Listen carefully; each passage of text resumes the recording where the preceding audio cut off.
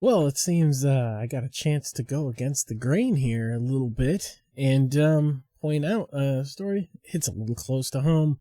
World of Warcraft Classic players are furious at how expensive its character cloning fee is.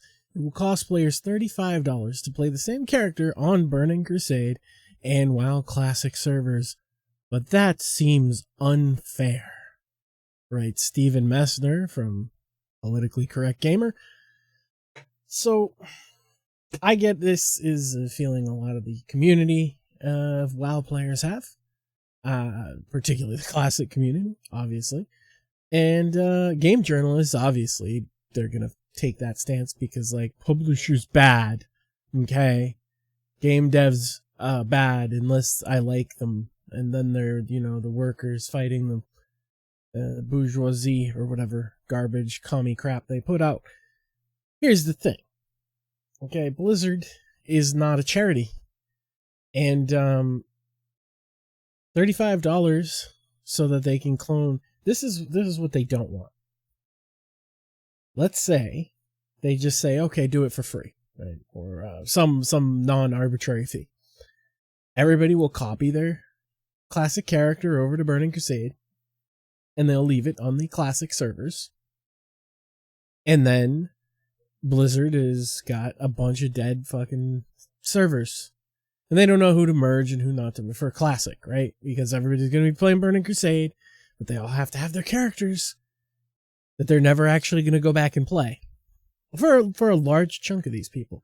So making it, adding a fee to that, a non-arbitrary fee, like not $10, not $5, but $35, shows a commitment by those people that, hey, I'm actually interested in literally playing both of them.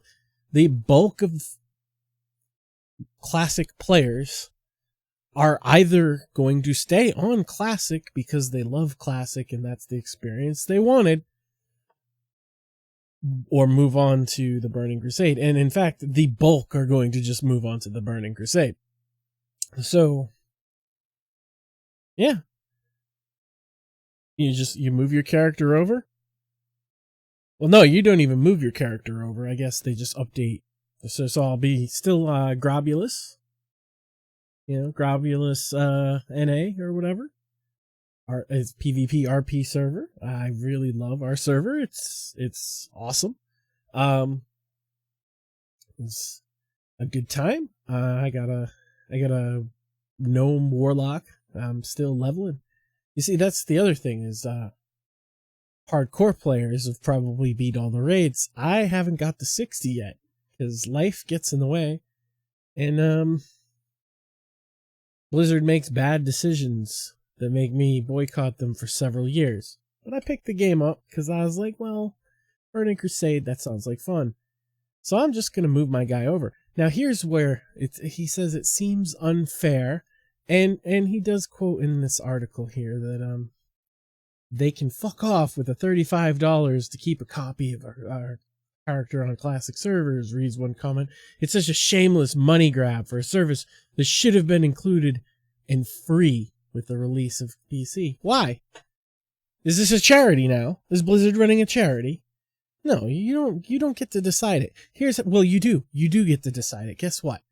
I'm going to teach you how, instead of going with your commie crybaby horseshit, you learn how to actually affect getting what you want out of companies. Gamers, let me clue you in on something here.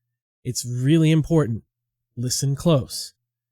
If you don't pay it, they won't do shit like this in the future. Here's the problem. Entitled whiny crybaby gamers, you're gonna fucking pay for it. That's why you're so upset. You're gonna fucking shell out that $35. Then you're gonna shell out another $35 per character, apparently, because it's not just one character. I mean, it's not just one account with all your characters. Per character. You're gonna pay it. And on top of that, you're gonna pay the $70 for the Burning Crusade Deluxe Edition that literally just has like a mount and some cosmetics.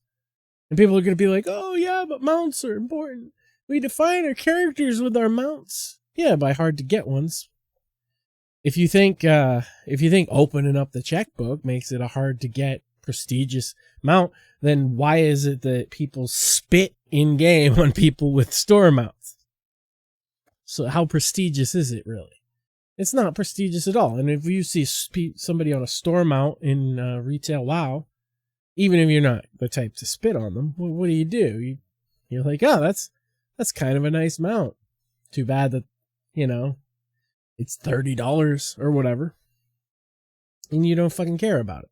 And you go and earn the mounts in game that are actually prestigious, like Invincible or some gladiator mount or something like that. You're not worried about the store mounts. But hey, if you have to have it, $70. But it's actually not a bad value because the $70, as far as I understand it, comes with the mount, a couple toys, month of game time, so that's $15 right there. The mount's what, $25, $30 in the store. And then it also comes with a character boost, which they're selling separately for $40, I think. Which is, I mean, hey, it's time or money, and you can only get one character boost per server, but leveling in Classic and even in BC, they are going to make some leveling changes, as they do with Burning Crusade, but it's still going to take you like a month. It's the average person. I mean, I spent the better part of a month, and then I walked away from the game and Blizzard as a whole for 2 years because of their stance on China, on Hong Kong in particular. They haven't really made amends, but they have hired some people from the Trump administration, so maybe I'm high up the chain too. So I'm thinking that maybe they have some sense and they're not going to continue to enable genocidal, communist, totalitarian regimes. But hey, if they do, I'll probably stop paying them money again. But I'm not sitting here crying about their prices. Okay, gamers have to realize something. Video games have cost the same price since the 1980s. More or less. $50 for an NES game, $60 for a modern game. That does not factor inflation in at all. It's like the one thing that didn't. Movie tickets in the 1980s, when I was a kid, were like $1, maybe $2 or something like that. I think $3. But then we would go on like Tuesday afternoons where they were $1. Now movie tickets are like $20 a head. If you can find there's like no theaters open because of the pandemic, but they were, and everybody complained. And you know what moviegoers did? They stopped going to see movies in theaters.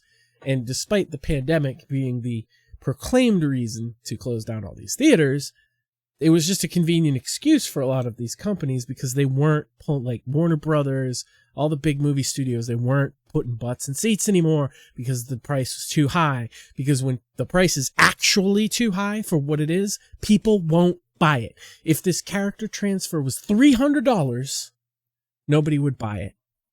And then Blizzard would say, you know what? That's too high. Let's lower it. And then they lower it to $150, and hey, nobody buys it still. And they're like, well, we want money, right? And this is obviously a service people want. The price just isn't right. $35. If you think it's too high, then don't buy it and pick your server. Here's the other thing. There is nothing stopping you from creating a new character on Classic, leveling it to 60. Or creating a new character on Burning Crusade, leveling it to 70. And they're letting you if you want to take your character, you take it through. If you want to keep it on a Classic, you keep it through.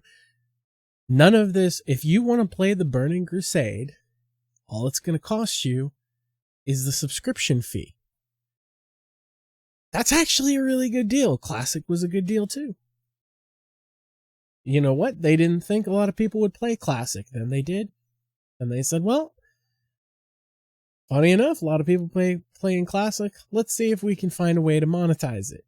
And one of the ways is going to be the clone fee, because they don't want a bunch of dead servers full of your characters that they have to keep running because you parked all your characters there and then you never touch Classic again, which is probably what they expect to happen, which is why the fee is so fucking high. Or you could just move your character forward for free, right? And then they have the people who are hardcore will either choose to stay behind or pay the fee and actually, like, they're like, well, I paid $35 for this, so I'm probably going to go back and play it at some point. It all costs money, and they have to make money. And they also have realized over the years, and if you're in the World of Warcraft fan base, you have to realize this. You are pay pigs. You're pay pigs. You will buy all the things. You'll buy the fucking mounts. You'll buy the special editions. You will buy the monthly sub fee. You will buy the WoW token. You will buy the pets for fucking charity. You will buy the toys to fund their PvP tournament or whatever the fuck it was. And then you all thought, oh yeah, Blizzard will match what we raised. You fucking idiots. Stop paying them money or shut the fuck up. Right, those are your options. I mean, hey, you can cry about it, but if you turn around and pay this $35 after you've cried about it, do you think they're going to lower the price in the future? Do you think you're going to find more reasonable fees in the future? You paid it. You fucking moron. You pay $20 to see, like, the newest movie, or you buy a Blu-ray for, like, $35. Totally. Brand new movie comes out, $35? Yeah. Yeah, you'll pay that. Blu-ray's gonna, you watch it twice. 4 hours of entertainment, 2 hours per watch. How much are you gonna get out of a fucking classic WoW and Burning Crusade? Hundreds of hours, if not thousands of hours. For $35. Is it really that big a deal? That's for you to decide. But if it's not, then don't. Stop paying the money. If it's not worth your time, don't pay the money. And if it is worth your time, then what the fuck are you complaining about? Shut up and get milked. Daddy Blizz needs your money. You're either going to give it to him or you're not.